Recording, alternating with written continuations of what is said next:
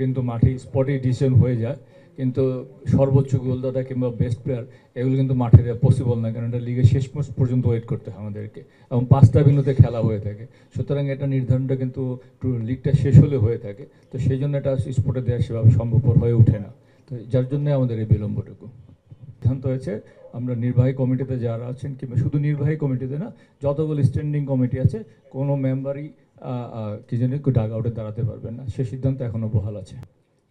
আমাদের পরিকল্পনা ছিল যে অ্যাওয়ারনেস করার, এবং মানে এবং সাংবাদিকদের তরফ থেকে অনেক সময় অনুরোধ এসে থাকে যে আপনারা যদি চ্যাম্পিয়ন এবং আর্থার ট্রফিগুলো স্পোর্টে দেন সেটা ভালো হয়ে থাকে। তো অর্ধেক যদি আমরা আগে দিয়ে দিই, সেখানে এয়ারনেটের কার্যকারিতার কতটুকু থাকে সেটা কিন্তু আমাদেরকে বিবেচনা। কারণ আপনারা যদি আমরা স্পটে চ্যাম্পিয়ন বা আর্থার ট্রফি না দিই, আবার আপনারা সমালোচনার ঝড় তুলবেন যে মাঠে সেলিব্রেশন করতে পারো না দলগুলো। সুতরাং আমাদের কাছে সব দিক বিবেচনাই করতে হয়। তারপরও আমাদের ভবিষ্যতে এরকম একটা প্ল্যান, অনুষ্ঠান করার প্ল্যান আছে।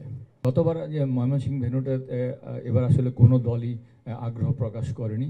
তো আসলে আমরা তো ভেন্যু কারোর উপর চাপিয়ে দিতে পারি না, দলগুলো আগ্রহী ভেন্যুগুলো আমরা দিয়ে থাকি, দলগুলো যে সমস্ত ভেন্যুতে আগ্রহ প্রকাশ করে থাকে। তো দলগুলোর আগ্রহটা এখানে আসলে মুখ্য ব্যাপার ছিল, তাদের আগ্রহী কিন্তু ভেন্যুগুলো নির্ধারিত হয়েছে। যে কোনো, আপনারা জানেন যে আমাদের জাতীয় দল বাইরে ছিলেন, এবং জাতীয় দলের অধিকাংশ খেলোয়াড় কিন্তু এই সামনের এই লিগটাতে অংশগ্রহণ করবে। তো খেলোয়াড়দের অনুরোধই, কারণ খেলোয়াড়রা একটা ট্রমার ভিতর ছিল, যার ফলে আমাদেরকে তাদের মানসিক স্থিরতা দেওয়ার জন্য এইটুকু পিছিয়ে দিতে হয়েছে।